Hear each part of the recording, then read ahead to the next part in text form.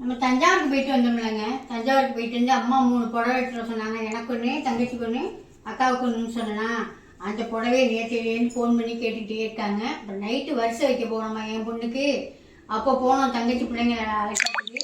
அப்பையும் எந்த புடவை எடுத்துகிட்டு வரக்கூடாதா அப்படின்னு கேட்டாங்க. நாளைக்கு எடுத்துகிட்டு வரமாப்போ மறந்துட்டு வந்துட்டேன் அப்படின்னு சொல்லியிருந்தேன். இப்போ அதை கொண்டு ஃபஸ்ட்டு அவங்கள்ட்ட காமிச்சிட்டு அவங்களுக்கு பிடிக்குதா என்னன்னு பார்த்துட்டு அப்போ தான் அவங்க திருப்தி ஆகுவாங்க. அதுக்கு முன்னாடி இப்போ நான் அங்கே போனேன்னா செத்த நேரம் பேசிட்டு இருப்பேன். நான் போய் 10-15 நாள் ஆகுதுங்க. அதனால் நம்ம இப்போ நைட்டுக்கு இப்போ என்ன செய்யணும்னா உருளைக்கிழங்கு குழம்பு, ஒரு உருளைக்கிழங்கு வேக வச்சு ஒரு குழம்பு ஒன்று வச்சுட்டு போயிட்டோம்னா நம்ம செத்த நேரம் உட்காந்து பேசிட்டு வரலாம். இப்போ வாங்க அந்த உருளைக்கிழங்கு குழம்பு இட்லிக்கு சூப்பராக அவ்வளோ ஒரு டேஸ்ட்டாக இருக்குங்க. வாங்க எப்படி இருக்குதுன்னு பார்க்கலாம்.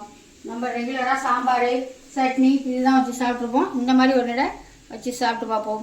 நல்லா எண்ணெய் காஞ்சிச்சிங்க. எண்ணெய் ஊற்றி எண்ணெய் காஞ்சிச்சு.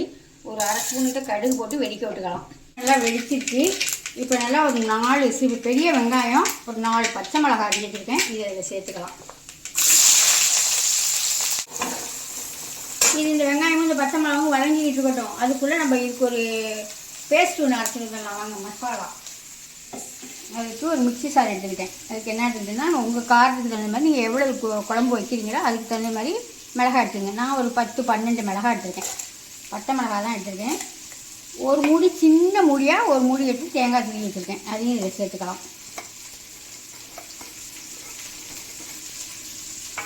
ஒரு ஸ்பூனு சோம்பு,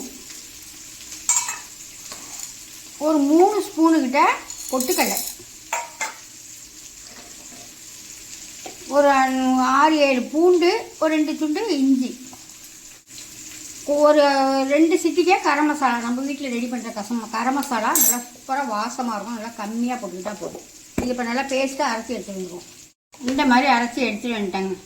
இப்போ வந்து தக்காளி கட் பண்ணி வச்சுருக்கேன். ஒரு 3 தக்காளி கட் பண்ணி வச்சுருக்கேன். இந்த தக்காளியை இதில் சேர்த்து நல்லா மை மாதிரி அரைக்காமல் குறைன்னு அரைச்சி எடுத்துகிட்டு வந்துடுறேன். அதுக்குள்ளே வெங்காயம் இந்த அளவுக்கு நல்லா வதங்கிடுச்சு. அதில் ஒரு பாதி தக்காளி கட் பண்ணி வச்சுருக்கேன். அதை சேர்த்துக்கலாம். கண்ணாடி பதம் வெங்காயம் இல்லத்தை நான் கொஞ்சம் அதிகமாக வைக்கிறேங்க. எங்கள் தங்கச்சி வீட்டுக்கு போகிறேன்னா தங்கச்சி பிள்ளைங்க 2 பேரும் வீட்டில் இருக்காங்க. அதனால் இட்லிக்கு தோசை ஊற்றிருந்துச்சுன்னா இதை வச்சு கொடுத்துக்கும். அதனால் கொஞ்சம் எடுத்துகிட்டு போகலான்னு கொஞ்சம் அதிகமாகவே வைக்கிறேன். இந்த மாதிரி இருந்தால் போதும். நம்ம இட்லியோட கடித்து சாப்பிட்றதுக்கு வெங்காயம் இந்த பல்லில் தண்டுபடியில் சூப்பராக இருக்கும்.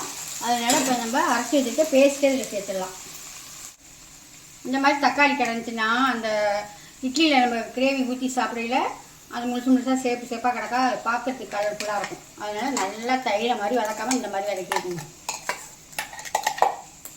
மிக்சி சாரை கழுவி அந்த தண்ணியும் சேர்த்துக்கலாம். இது நம்ம பொட்டுக்களை சேர்த்துக்கிறதுனால நல்லா திக்கு கொடுக்கும். அதனால் நம்ம தண்ணி கொஞ்சம் அதிகமாகவே ஊற்றிக்கலாம்.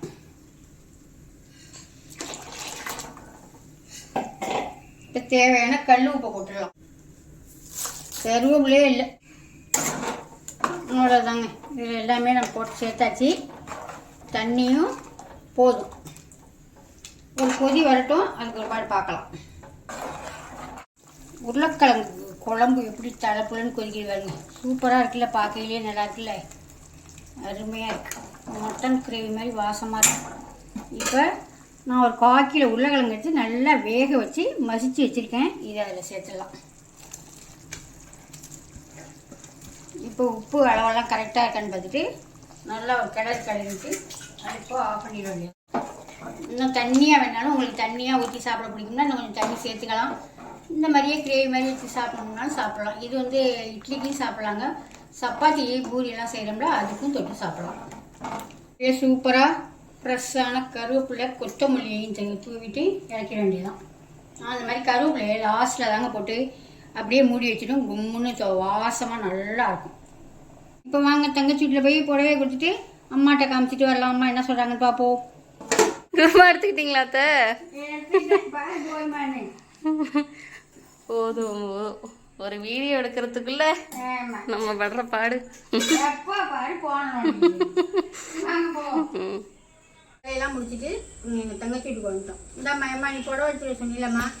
இந்த இருக்கு, இந்தாங்க பாருங்க. இந்த புடவை நேற்றே கேட்டீங்களா அவங்கள.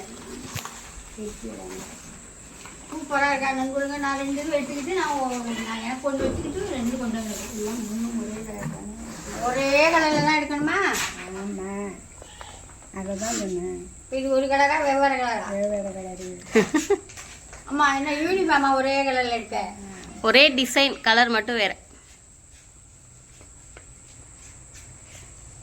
நல்லா இருக்கா?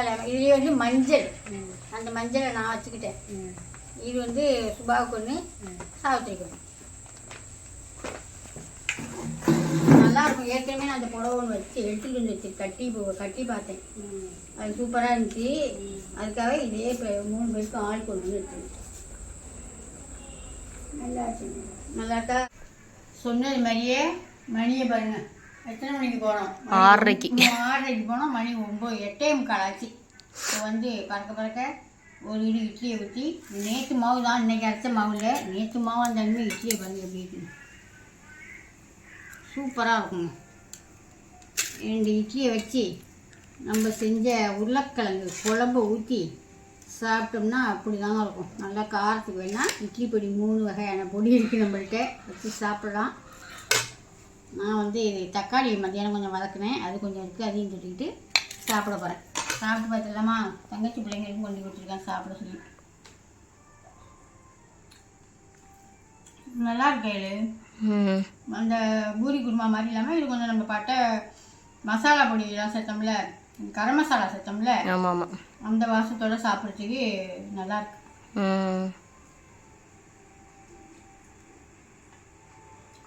சூப்பராக இருக்குங்க. நான் செஞ்சது மாதிரியே கரெக்டான அளவுகளோட இப்போ கரெக்டாக பார்த்துருப்பீங்க. நான் செஞ்சது மாதிரியே நீங்களும் செஞ்சு இந்த மாதிரி சுட சுட இட்லி ஊற்றி சாப்பிட்டு பார்த்துட்டு எப்படி இருக்குன்னு கமெண்ட்டில் சொல்லுங்கள். பாய்.